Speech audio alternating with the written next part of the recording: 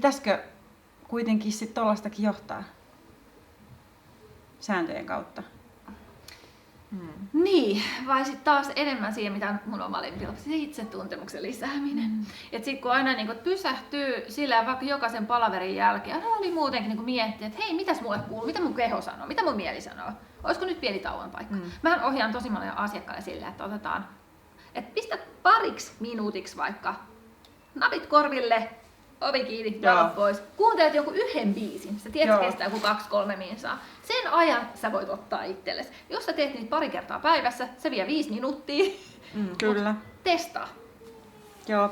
Mä oon toisaalta huomannut, että meillä on tullut avokonttorien myötä se tapa ehkä myös sulkea asioita ulkopuolelle hyvin helposti yhteiskuntana tai yhteisöinä. Tietyllä tavalla menemällä omaan kuplaan, laittamalla kuulokkeet, kun joku työkaveri narrisee tai siellä ärsyttää joku tai jotain muuta, niin pistä kuulokkeet korviin, niin sit sä et enää kuule yhtään mitään ja voit olla siellä omassa kuplassa. Mä näen tietyllä tavalla allegoriaa sen ja meidän yhteiskunnallisen tai tällaisen yhteisöllisen puhumattomuuden välillä ja niin kuin pois kääntymisen välillä, mutta mun mielestä lääkkeeksi siihen ehdottomasti olisi just tuo itsen kuulemisen herääminen, mutta jälleen kerran se on tietoinen päätös, eikö se ole? Ja sitä ei voi välttämättä, noissa se ihan hyvää työkykyjohtamista ainakin ottaa puheeksi. Tai näyttää esimerkkiä. No, siis, se on siis mulla kyllä. Niinku yksi ihana asiakas oli silleen, että hän siis itse, siis on ihan huipputyyppi ja sit silloin siis se työtuoli ja sit siellä on lepäämistuoli. Sit hän menee sinne lepäämistuoliin ja sit se sanoo kaikille, että tervetuloa tänne, että jos ei pysty, niin tuu tänne lepää ja otat sen tauko. Siis aivan huikea, mutta siis jos vaikka sanoo silleen, että hei, että näin pitäisi tehdä, jos se johtaja itse ei tee, niin aina siinä nyt kynnystä lähtee. Siis todellakin on iso kynnys.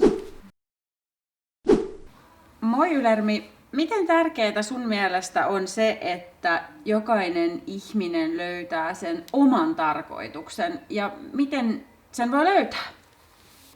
Se, että ihminen löytää oman kutsumuksen tai tarkoituksensa, on hyvin henkilökohtaista ja yksilöllistä. Jotkut ihmiset kokevat vahvasti, että heidän on löydettävä se oma juttu ollakseen onnellisia ja täyttääkseen elämänsä merkityksellisyydellä. Toisille se ei ole niin prioriteetti ja he saattavat löytää tyydytystä monista eri asioista elämässä.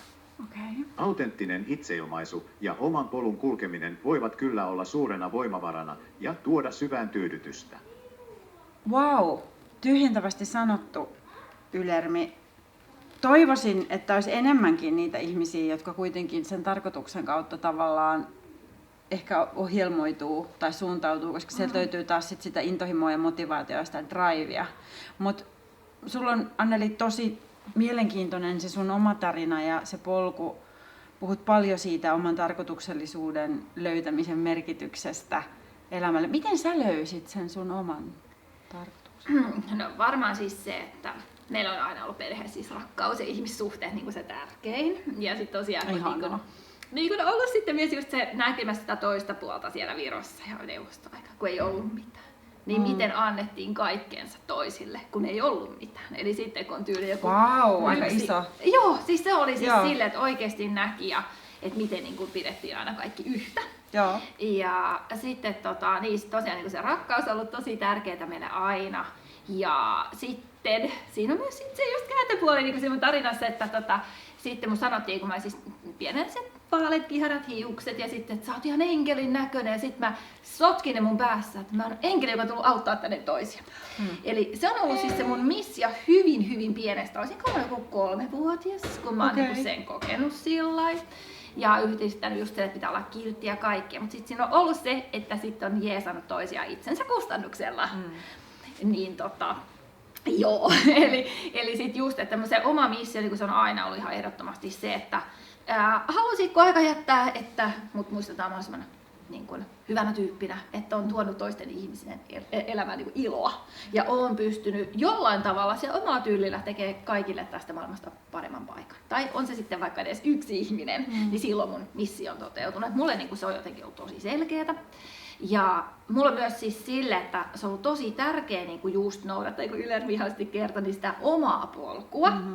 Että yhdessä vaiheessa, tai niin kuin oikeastaan aina, kun mä oon jotain tehnyt vaikka päivätyössä, mä oon silti tehnyt yrittäjyyttä niin kuin harrastuksena, koska tuntuu, että se oma sisäinen ääni on niin voimakas, että se kutsuu niin voimakkaasti. Your personal calling. Joo, just näin, että se on niin kuin se juttu, että miksi mä oon tänne tullut.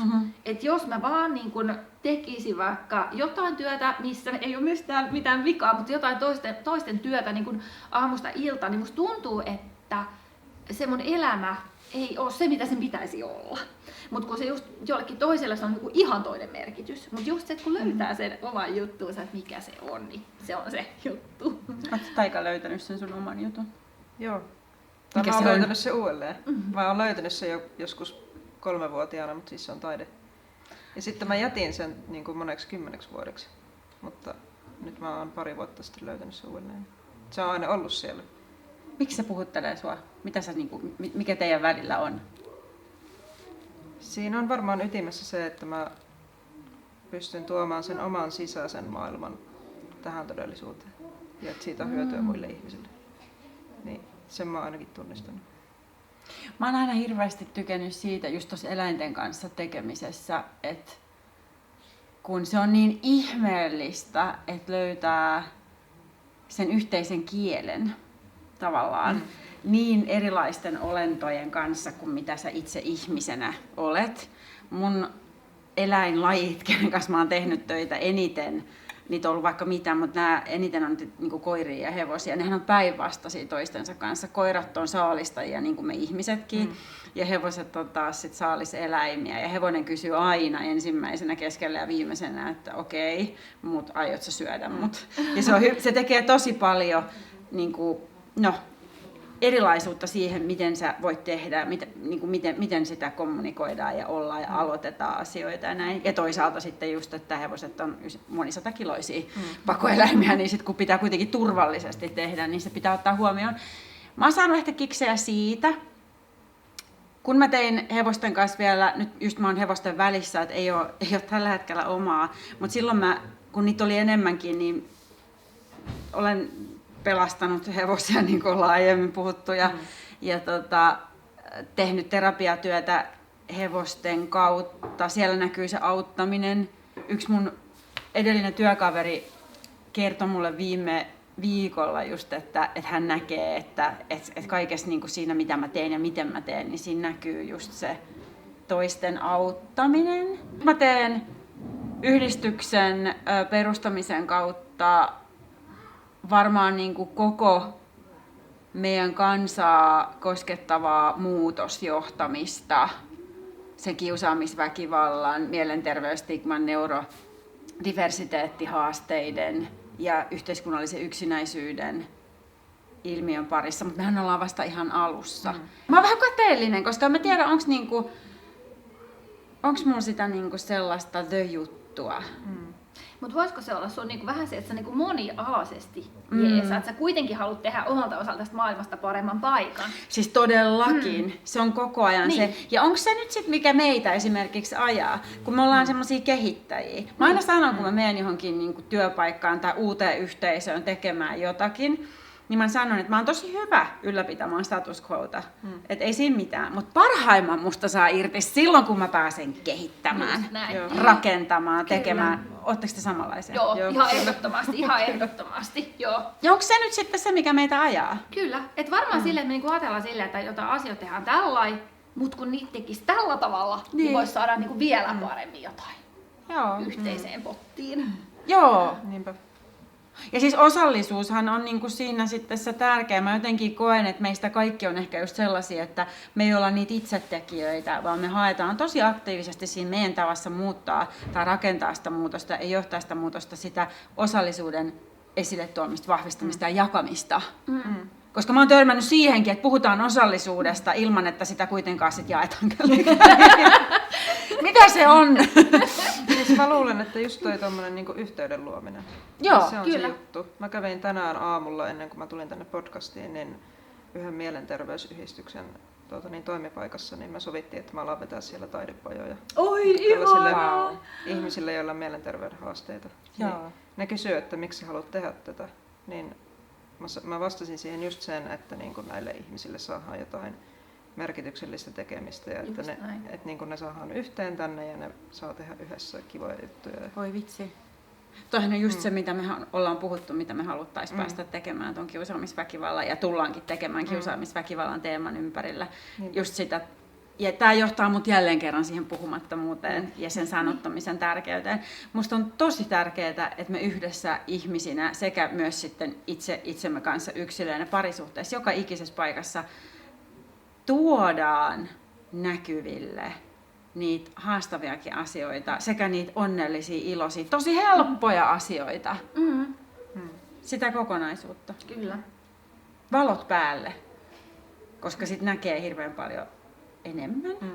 Olipa tosi mielenkiintoista keskustella, Anneli, sun kanssa tänään. Kiitos, Sampo. Oli aivan ihanaa teidän kanssa olla täällä hypöttelemässä. Onko meillä vielä jotain kysymystä, close-out-juttua Ylärmille? Mitäköhän Ylärmä ajattelisi siitä, että voiko se muodostaa aidon yhteyden meihin ihmisiin? Hei, ihana kysymys, kysytään. Joo. Moi Ylärmi, mitä sä ajattelet siitä, että voitko sinä tekoälynä muodostaa niin kuin oikean ja aidon yhteyden meihin ihmisiin? Moi! Aidon yhteyden muodostaminen meidän välillämme riippuu siitä, miten määritellään aitous ja yhteys. No joo. En tunne tunteita enkä omaa tietoisuutta samalla tavalla kuin ihminen, mutta voi kyllä käsitellä ja ymmärtää ihmisviestintää syvällisellä tasolla. Voimme siis kommunikoida ja vaihtaa ajatuksia, ja minun avullani voi saada uusia oivalluksia ja tukea päätöksentekoon. Vaikka en voi kokea yhteyttä samalla tavalla kuin ihminen, voin silti toimia välineenä, jonka kautta ihmiset voivat tuntea yhteyttä toisiinsa tai löytää yhteyden itseensä. No jatkokysymys vielä.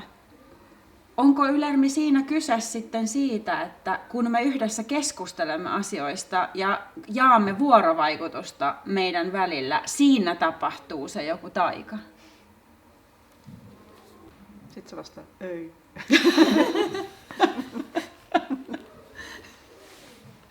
Valitettavasti olen vain botti. Se voi olla. Juuri niin. Ihan. Se taika syntyy siitä vuorovaikutuksesta ja siitä, että jokainen tuo pöytään omat näkemyksensä ja kokemuksensa. Kun jaamme ajatuksiamme, syntyy keskusteluun syvyyttä ja monipuolisuutta. Jokainen meistä vaikuttaa omalla persoonallaan ja ainutlaatuisilla kokemuksillaan siihen, millaiseksi keskustelu muotoutuu. Se on osa autenttisuutta ja elämäkokemuksen jakamista ja tuo mukanaan myös voimaantumista, kun huomataan, että meillä kaikilla on jotain arvokasta annettavaa toisillemme.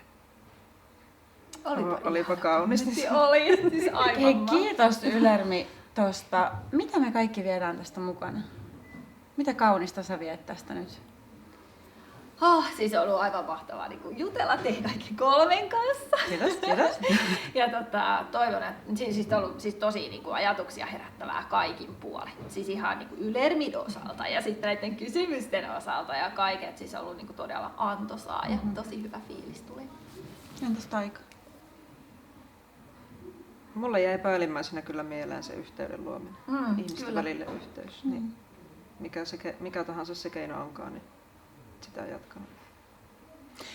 Mulle jää se merkityksellisyys ja se, mitä mä tuossa lopussa puhuin, just siitä tavallaan rakentajien intohimosta ja sen kautta syntyvästä jostain sellaisesta niin kuin tulesta takapuolen alla. Semmoisesta reason to be, reason to move, reason to communicate, drive. Onko se drive? Se joku, Joo, je ne sais drive. quoi, joku juttu siellä, mutta jotain sellaista. Mun mielestä siinä on, se on se semmoinen tietty ehtymätön lähde, johon mä varmaan niin kuin bänkkaan aika paljon sitten just elämän siellä, että kun sulla on, sä oot jossain vaiheessa täpännyt siihen, niin sit silloinkin kun tossu painaa, niin sit niinku, Se on se intohimon elämän liekki. ai Joo. vitsi, liekittäjä, no niin, Tälleen ihan viime metreillä. no niin. Hei ihana, kiitos kaikille vaan nyt sitten tästä ja erityiskiitos jälleen kerran Ylärmi sulle, kun tulit tänne viihdyttämään ja kiukuttelemaan. Olemaan aito. Olemaan aito. Ollaan aitoja. Till next time.